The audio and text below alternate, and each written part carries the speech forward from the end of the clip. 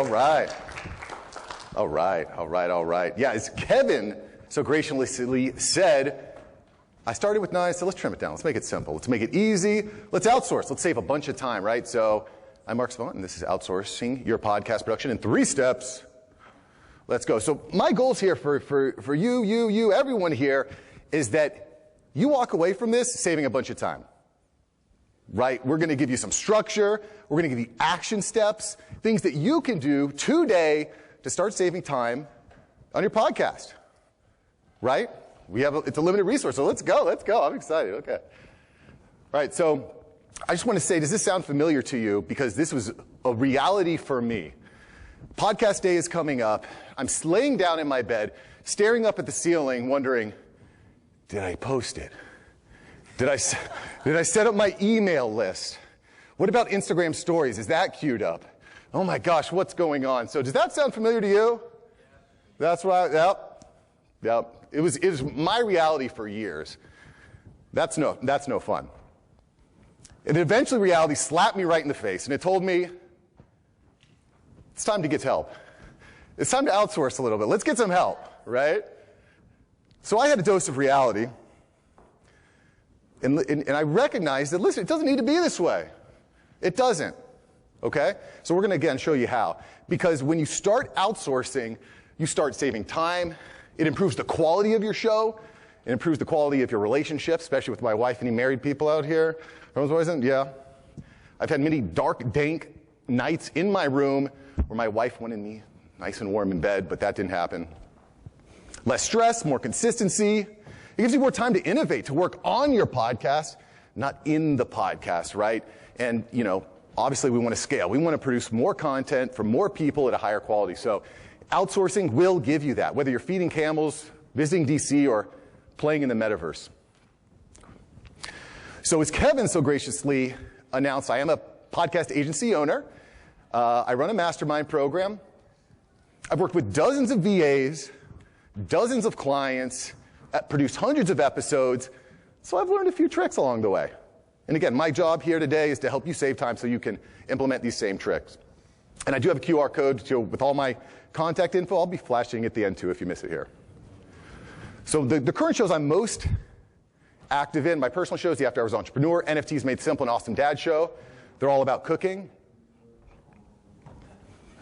No, just kidding. They're really obviously not about cooking, but these are the shows, and I got to tell you, by outsourcing, I can be here, I can be talking with all you lovely people, and I don't have to worry about my podcast getting pushed out to my audience, to my fans, to my clients, everyone out there in the universe, right? So we talked about 9 steps in the beginning, but scratch that. We're just going to go with 3. All right? So there's 3 steps. We've got to identify, we need to locate, and we need to execute. So I'm just going to go a little bit deeper into this ILE platform and, again, how it can save you all that precious time. So step 1, we need to identify, right? And by identify, I mean we need to identify what we actually want to outsource. There's a lot of things. So let me get a show of hands. Has anyone actually taken the time to write out a list of all your tasks in your process? We got 1 over here. We got 2, 3, 4, 4.5. Okay, 4.5. Let me tell you something. It takes a little while to write down all those tasks. Because once you start writing them all down, you're like, holy crap. I have 20 pages worth of tasks and subtasks and hyperlinks and programs and softwares. It's a lot. So I am going to give everyone a gift here today. Everyone watching virtually, if you shoot me an email, contact marksavantmedia.com.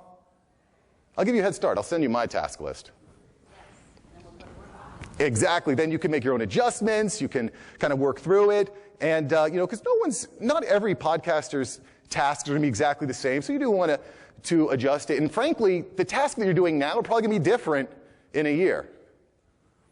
Instagram Reels are super hot right now, so that's probably part of your weekly task list. But in a year, they might not. I don't know. Maybe we'll be blogging again. Right? We'll see. I don't know. So, when I start considering, I try to identify the tasks that I want to outsource, I start to think about things like, what's a time-consuming task? What's taking a lot of my time, right? Because again, our goal here today, ladies and gentlemen, girls and boys, dogs and cats, is to save time. So we want to look at the time-consuming tasks. What's up? We We also want to look at tasks that we dislike, because there's some things that I hate doing, I loathe doing. I stare up at the ceiling at night worrying about it. But there's some things I enjoy doing. So I want to find the people that enjoy doing the things I don't like. Let's give it to them and let them roll with it. You know, the other thing that we think that we can do is we think as podcasters we can do everything. I'm a graphic designer. I'm a public speaker. I'm an email marketer. I'm a lead generator. I'm a funnel master. We do all the things, but let's be honest, that's not possible. We can't be great at everything.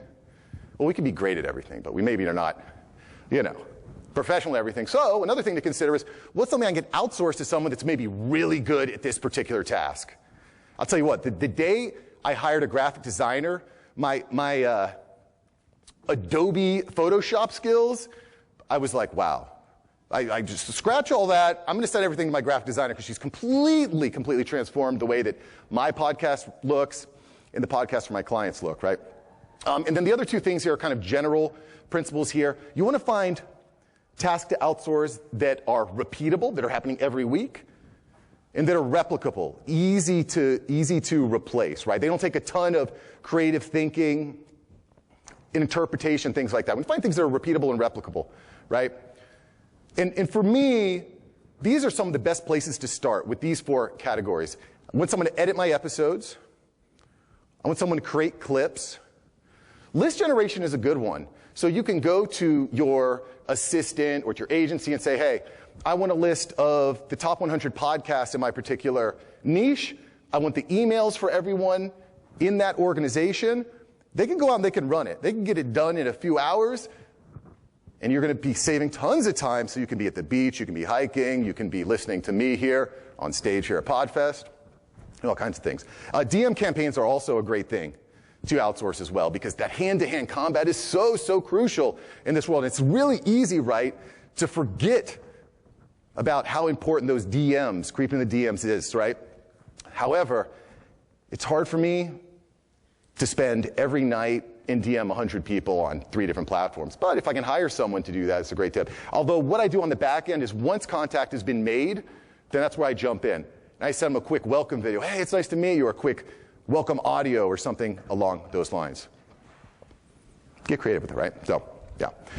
All right, so we've identified some of the things that we might want to outsource, but I think it's also important to consider what do we want to do. Again, running a podcast agency, I got a lot of people that come to me, and they say, hey, Mark, I'd like to hire you to edit my episodes. I say, okay, that's cool. That's cool, $1,000 a month, we can do that, right? But you could probably get a great service like that by finding your own assistant, right? So these are a couple things I think you want to consider when you're going the agency route versus the assistant route, right? So are you outsourcing many tasks in your process, or are you just maybe outsourcing one task? As you can see, finding an assistant for one task is probably better. But if you've got many tasks, the agency route might be better. The budget obviously is important. Time is obviously an important thing to consider, because if you have an assistant or a team of assistants that are helping you, it's going to take a lot more time because you got to train them. Maybe you try to fit a circle through a square hole. Has anyone done that? Try to hire someone and try to get your video editor to also do your copywriting, to also manage your Instagram, to also handle your YouTube? Yeah, it doesn't work. You end up getting ghosted by your assistant. You're like, what the heck? Where have you been for the last week? That didn't happen to me, by the way. And the other thing is guidance, right? Having a team behind you can also help with guidance, saying, hey, we were really focused on these vertical style IGTV clips before, but they're not really hot right now. We want to kind of segue over to TikTok. We want to format it this way. So again, if you have an assistant, you're going to have to tell them what to do. They're not going to give you what you need based on the existing environment, right? So depending on the read you have on the market, these are a few things to consider, right? All right, cool. So at this point, you've probably got, you know what? Actually, let me back it up. Does anyone have a question? Everyone with me here? Everyone fired up? Feeling good about things? Good? All right. Let's go. All right. All right, cool. So we're all with me. Stop me if you want. Raise your hand. Whatever. Yelp for help, all that good stuff. So, locating our help, right, cool. So we've identified what we need. We've identified the task that we want completed. But now we've got to figure out where to find it, where to find the help. We need help. We need to find out where to find it, right? So some obvious places to start looking: social media, right? You go on social media and say, my entire friends list, who is a audio editor? That can work. That can work. You can go to a Facebook group and do it as well. Just be prepared. You're probably going to have to screen 1,000 different people that want to help edit your podcast, which can be a challenge. You can go to a marketplace, which is something I want to talk about a little bit more, and then obviously go into referrals. We're at Podfest, right? A lot of podcast editors are here. A lot of clip editors are here. A lot of copywriters here. So this is a great place to go, too. One thing that I would recommend if you're looking for a specific helper or specific agency is try to kind of clean up your funnel by adding in maybe a few passwords or codes, some little tests. That's one of the things I like to do in my ads when I'm looking for someone that's going to help my team. I have, please email me code word BARK, something like that. So I know that they're actually paying attention to detail, which is a really important thing to look at when you're looking to outsource, right? My favorite places to outsource, Fiverr, onlinejobs.ph, and Upwork. Those are some of my favorite VA marketplaces. You find some great people there. And in this talk, I'm not going to go super deep into that. I have a YouTube video on Mark Savant Media that goes into like some very clear steps on that. And I'm here to help you. So if you have a question on that topic, let me know. I'm here to help, right? Okay, so we've identified what we need. We've located our person. Now we need to execute. We need to execute. We need to make it happen, right? So first off, we got to establish systems. So I was at a community service event last week, and I recognized very quickly that my 3-year-old, my 6-year-old, we need to establish systems. So we dig up the weeds, we dig up the dirt, we throw it into the wheelbarrow to wheelbarrow it away. That's what me and my wife and my 6-year-old do. And then my 3-year-old's job is very important, to take everything out of the wheelbarrow and throw it back on the ground. So you got to establish those systems quickly and early. And tell you what, if you're looking for someone that can excel in that, he is excellent. He's available for hire depending on your state and your labor laws. But he's very, very helpful. So we got to establish communication early, right?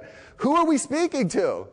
If you hire Vayner Industries to manage your social media profile, you ain't talking to Gary Vee. Who are you speaking to?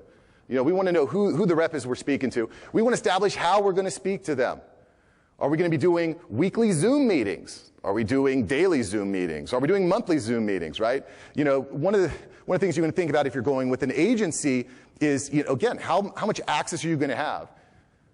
You don't want to be texting someone at 9 p.m. on a Saturday evening if that's not the communication process that's been established, right? So we've got to establish some communication principles.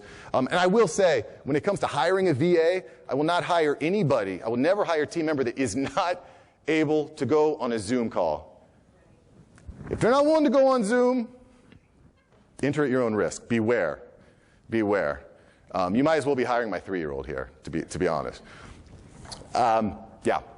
So it's also important to establish timelines, right? When you upload, where do you upload your information? How long is it going to take to get your product back? You don't want to be uploading all your stuff on a Friday for Monday, and they have a 72 business hour turnaround, right? So we have to establish timelines up front. Very, very important. And, more along those lines, you got to establish your quality control too. Just because an agency or a VA does the work doesn't mean it's coming back perfect, right?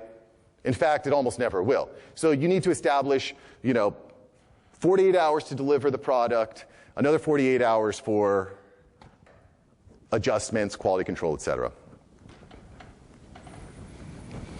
So, excuse me.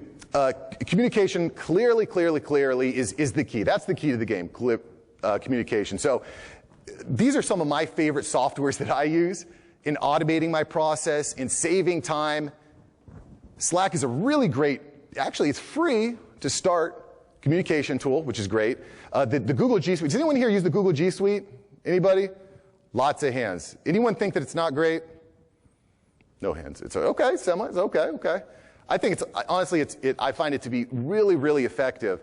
I can have a client fill out a Google form. It automatically notifies my team. It automatically creates a Google folder for them. It automatically adds them to a spreadsheet. It automatically adds them to my email campaign. It's so simple. All while I'm pulling weeds, throwing them in a wheelbarrow so my 3-year-old can throw them out. Right. So spreadsheets, forms, docs, project management. Does anyone use Zapier? Any Zapier users in here? Super, super cool. Super cool.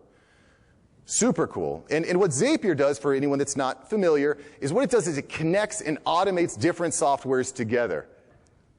Right? So maybe you're using ConvertKit for email management, and you're using Google Spreadsheet to manage your leads list or your guest list, and you can merge them together. Monday.com is what me and my team use for project management.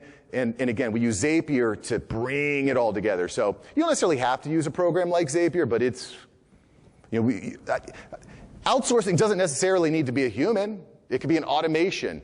It could be a robot. It could be some sort of computer program. I am planning on buying a home one day. Joanna, I love you. We will buy a house one day with a lawn and the white picket fence, but after I can automate the grass mowing. Okay? So that's coming. That's coming. Yeah. So this is the point, right, where we actually need to take the action, right? We need to identify what we want to outsource, what's taking too much time, what we hate doing, the things we want to outsource. Now we got to actually take the action. We actually have to make the moves to identify, right, what to do next. Because you don't need to look like this on a Friday night. You don't need to be frustrated. You don't need to be angry. You don't need to be upset. You don't need to be wondering why your relationship is in shambles because you spend every Friday night editing videos. You don't need to be like that.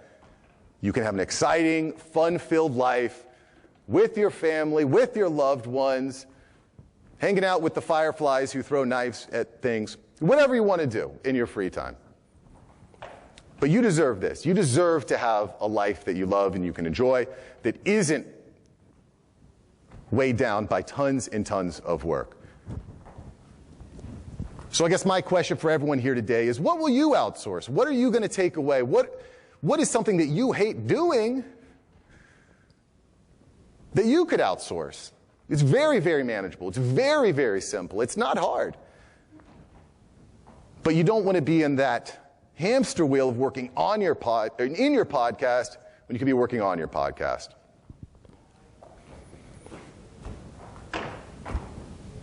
So that's the presentation for you today. My name, again, is Mark Savant, founder of Mark Savant Media. You can find me on every platform at Mark Savant Media. And I just kind of want to open it up. Any questions? Anybody already outsourcing something? Deb, what are you outsourcing? I'm outsourcing podcast editing.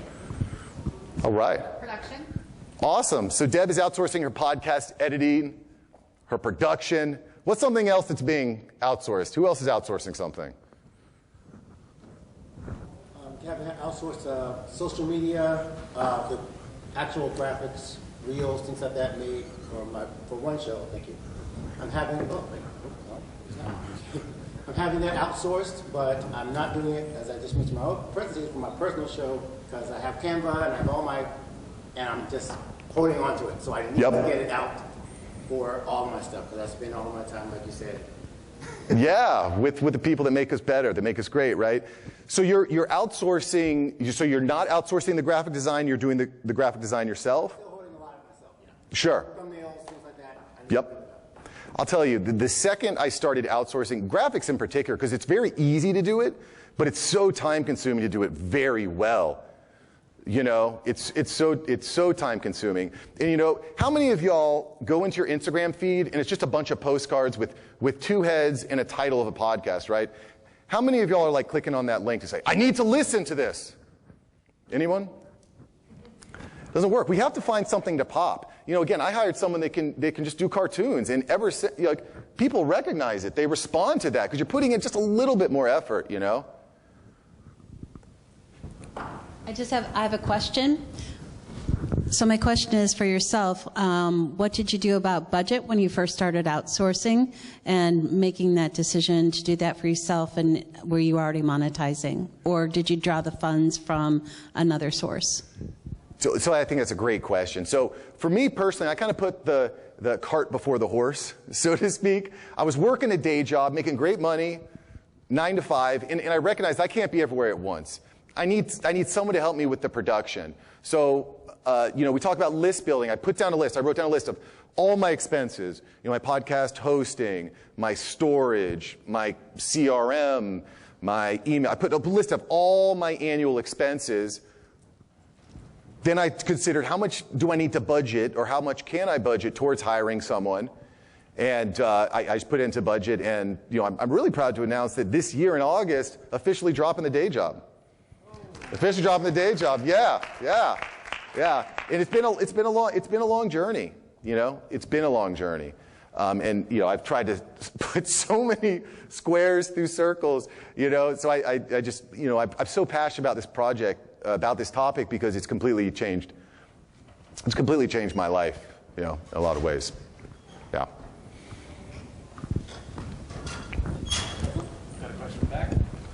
Hey, thank you. This is great. To, I guess, answer your question and then ask a question, my goal is to outsource really everything. I love creating the content, but I already have a full-time position in we're launching the podcast next month to be able to really amplify what we're already doing and really 10x it. And so my question is, because, we're already doing the graphics, the website, the editing, all that kind of stuff, and they're going well.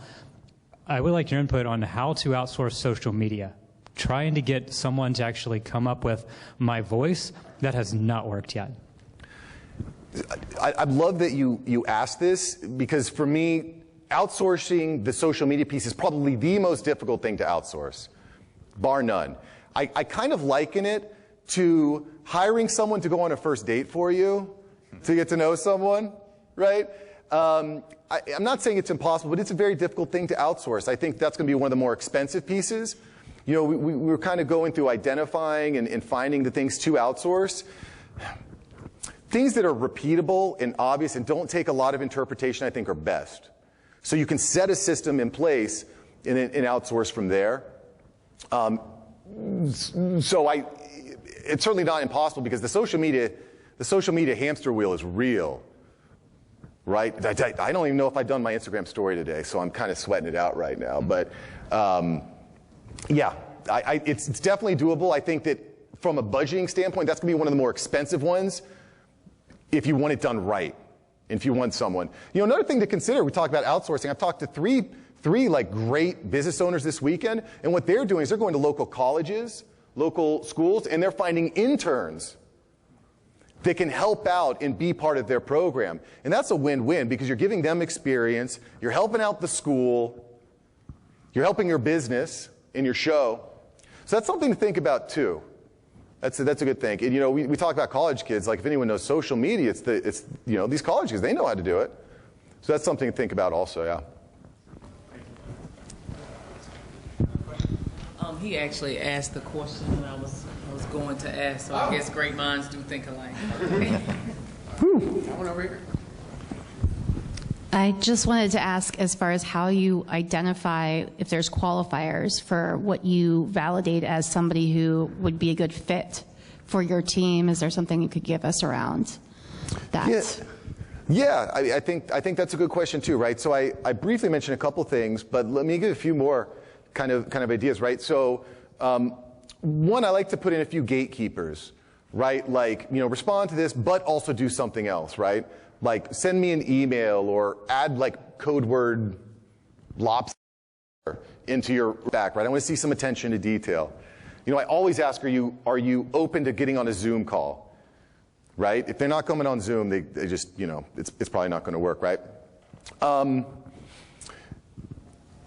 also look for people that are going the extra mile, right? So some of the best people that I've worked with are people that have seen a job listing, responded back, but also found me on LinkedIn.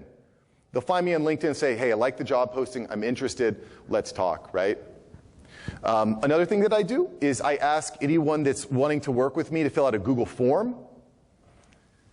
That Google form will send them into a spreadsheet, because again, we've automated this, right? We're automating stuff all over the place, right? So we've automated it, it goes into a Google sheet, and I'm seeing, have they filled it out correctly? Have they entered the password, the code word, whatever? And that's great not only for finding someone that can do good work now, But, you know, maybe I hire John Smith now, but John Smith doesn't really work out for whatever reason. Well, I still have Jane Smith. She's next in line. I've already, you know, highlighted her as a maybe, and then, you know, we can revisit there, you know. So that's another, you know thing that I do. And obviously you want to look at their previous work. Are they aligned? You know, do you like the style? You know, these are all things that are obviously, yeah, really, really, really important. But the Google form, I think, was a game changer for me. Does anyone else use a lot of Google Forms in their workflow? I've like fallen in love with Google Forms over the years. It's just, it's unbelievable, and it meshes with everything so good. Meshes so good.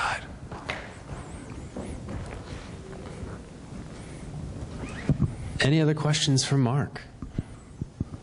Nothing. All right, well, let's hear it for Mark Savant. Thank you.